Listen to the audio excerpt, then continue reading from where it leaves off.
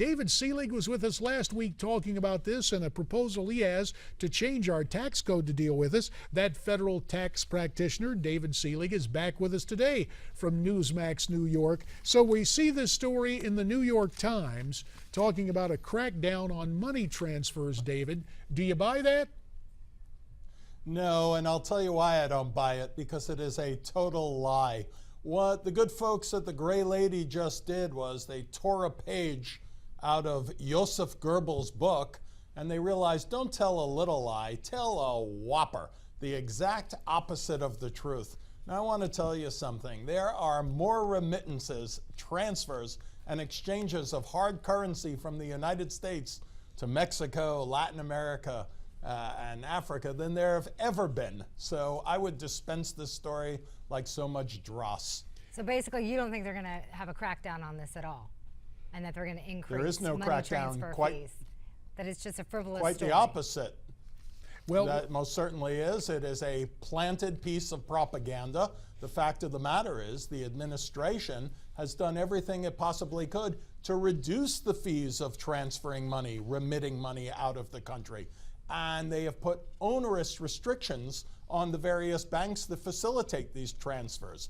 They can't even inquire as to the nature of the monies, which is just absolutely wrong. Well, the angle the New York Times is pursuing on this is to say that, again, and the headline is Latin America and Africa is where these immigrants, as they call them, are from. But they're talking about Chase Bank, J.P. Morgan Chase, and Bank of America scrapping low-cost services that allowed Mexican immigrants to send money back home. But I guess there's always Western Union, right?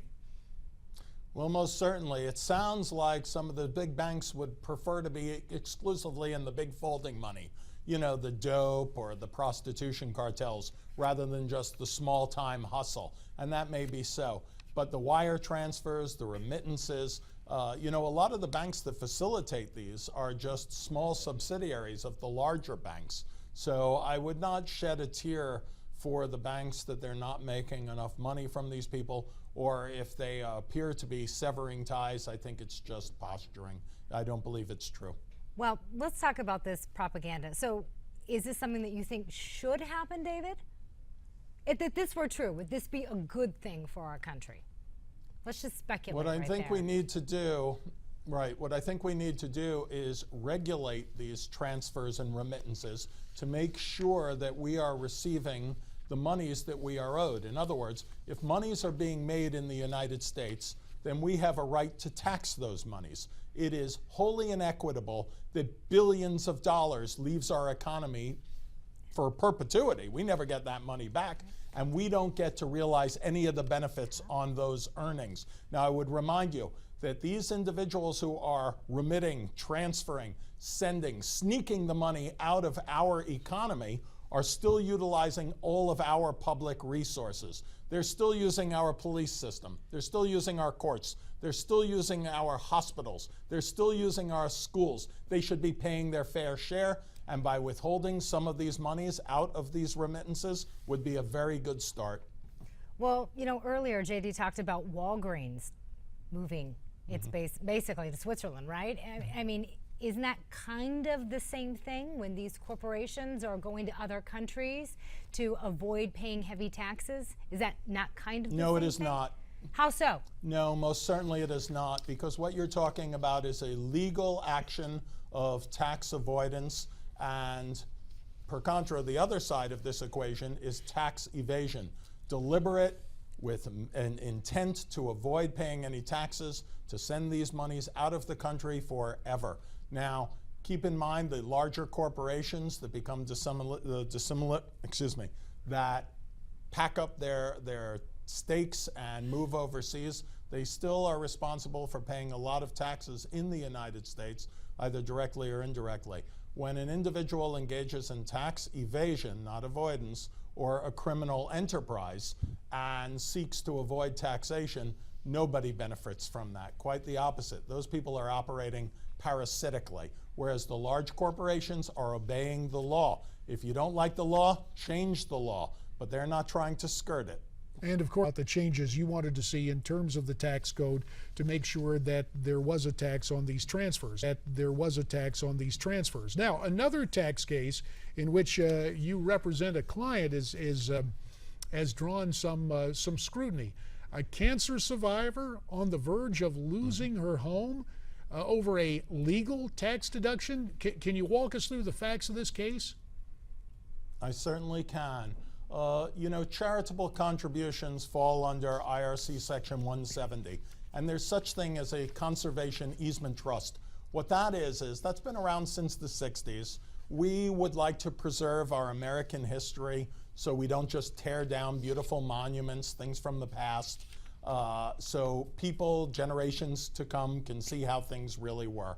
And to entice people to incur these expenses, to keep these monuments in place for perpetuity, in other words, not sell with a clear title, the next buyer has to go ahead and maintain the same standard. We have created what's called a charitable easement trust, and it's a wonderful opportunity, as I said, to preserve a piece of history. And we have a client, she did, yes? No, I was just going to ask you about Judith right now, actually. Go ahead. Yes, certainly. We have a client who did virtually everything correctly. Unfortunately, she has gotten caught up in this net. What happened is the former President, George Bush, was very much in favor of the Section 170 deduction for preserving historical landmarks. Our client participated. She used a qualified trust, restored this historical building to its grandeur, did everything correctly. Unfortunately, when the new administration came in, they sort of tarred everybody who participated in this as being one percenters. And they have arbitrarily disallowed these deductions and have been driving the majority of these people into bankruptcy and what have you. My client, who is suffering from cancer, has tenaciously fought the government since 2010, and she's making a pretty good show of it. So right now the case remains pending, and you know, we're fighting the good fight because it really is unfair what they are trying to do. They have not been able to beat us on the merits. They keep moving the line, saying, for instance, the appraisal was not valid. We prevailed on that, saying a trust of this sort cannot survive perpetuity requirements. But what can last for perpetuity? You know, the government can run a superhighway right through your house, eminent domain, and there goes the house. So it was an empty argument. David, let's backtrack a little bit. This has been ongoing for 7 years. Is that correct? Judith has been doing this, and you've been taking the case since 2010, correct? So it was like she donated the home's exterior, right, to a non-for-profit in return for a tax deduction. Something you're saying is totally legal, right? And so then the IRS then targeted her, and now they're saying what she owes $250,000 in back taxes, correct? Largely penalties and interest, right? And they didn't just target her, they targeted everybody who did this now, who obeyed the law to the letter of the law. In fact, Judith and a lot of the people who participated in this particular trust wildly exceeded their requirements, but it's all for naught. So this is just an arbitrary ruling from the IRS. What do you expect to happen? You guys in adjudication on this right now? David, what's happening? Yeah, well, what I did was we made a decision not to go to tax court. I didn't like the way the wind was blowing there. We applied for what's called an audit reconsideration. And I believe we can prove every element of this case satisfactorily, and all we want is a fair shake. And hopefully we're going to be able to get that fair shake in my client's lifetime. David, if this is legal, why do you think your client and others are being targeted for this? About a minute remains. It became politicized. Yeah. Just politics, pure and simple. Politics, okay. Unfortunately so. David Selig, as always, we appreciate your encyclopedic-like analysis of the tax code and the facts of different cases. I got to tell you, I mean this as an ultimate compliment. If I were still on the Ways and Means Committee, I would want you as my chief staffer on the tax code, if you'd come down and do that. I appreciate you saying that. We appreciate it as always, David. Thanks very much for your insights.